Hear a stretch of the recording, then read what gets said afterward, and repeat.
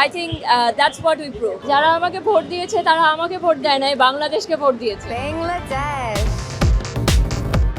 থাইল্যান্ডে অনুষ্ঠিত বিশ্বের সবচেয়ে মর্যাদাপূর্ণ সৌন্দর্য প্রতিযোগিতা মিস ইউনিভার্সের ৭৪তম আসরে এবার লাল সবুজের পতাকাকে দারুণভাবে তুলে ধরেন তানজিয়া জামান মিথিলা।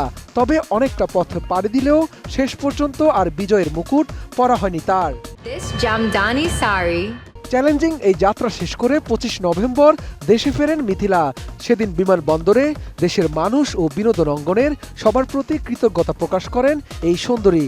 যারা আমাকে ভোট দিয়েছে তারা আমাকে ভোট দেয় নাই, বাংলাদেশকে ভোট দিয়েছে। আমি তানজিয়া জামান মিথিলাকে রিপ্রেজেন্ট করতে যাইনি, আমি বাংলাদেশকে রিপ্রেজেন্ট করতে গিয়েছি। বাংলাদেশকে বিশ্বের দরবারে ঠিক করে রিপ্রেজেন্ট করব, ওটাই আমার মূল লক্ষ্য ছিল। কারণ আমি বাংলাদেশের ফ্ল্যাগকে ক্যারি করছি, আমি বাংলাদেশকে ক্যারি করছি। মিস ইউনিভার্সের এই যাত্রায় প্রতিযোগিতার মুকুট জিততে না পারলেও সেরা ৩০-এ থাকাটা নিয়ে সন্তুষ্ট মিথিলা।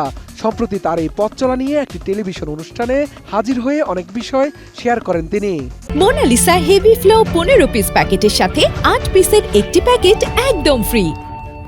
আমি বলবো এটা আমার জন্য অনেক বড় পাওয়া। প্রথম সারির সেলিব্রিটি থেকে শুরু করে সাধারণ মানুষ পর্যন্ত আমি অনেককে দেখেছি লাইভে এসে আমার জন্য কান্না করছে। এটা আমার জন্য অনেক বড় পাওয়া, এবং তারা যে এভাবে আমার উপর বিশ্বাস করেছে এবং চিন্তা করেছে যে আমি বাংলাদেশের জন্য কিছু করে নিয়ে আসতে পারবো, আমার কাছে মনে হয়েছে এত কষ্ট করার পরে এটাই আমার সার্থকতা। মিথিলার মতে বিশেষ করে প্রতিযোগিতার সময় তাকে যে দীর্ঘ সময় হিল পরে থাকতে হয়েছিল, যা তার জন্য বড় চ্যালেঞ্জ ছিল।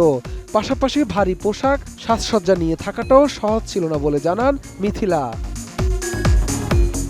মিথিলা বলেন এই মুহূর্তে তার বিগেস্ট ফিয়ার তিনি আর ৬-৭ ইঞ্চি হিল পরতে চান না। কারণ তার পুরো জার্নিতে তিনি যেহেতু অন্যদের থেকে একটু শর্ট ছিলেন, তাই তাকে পুরোটা সময় ৭ ইঞ্চি হিল পরে থাকতে হয়েছে। সেটার জন্য তার পায়ে অনেক দাগ হয়ে গেছে।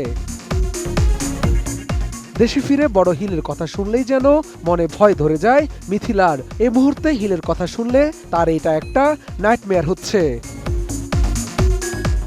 এদিকে কিছুদিন আগে মিথিলা অভিনীত ওয়েব ফিল্ম থার্সডে নাইট মুক্তি পেয়েছে। বাংলাদেশেরই একটি বাস্তব অপরাধমূলক ঘটনার অনুপ্রেরণায় তৈরি হয়েছে ওয়েব ফিল্মটি।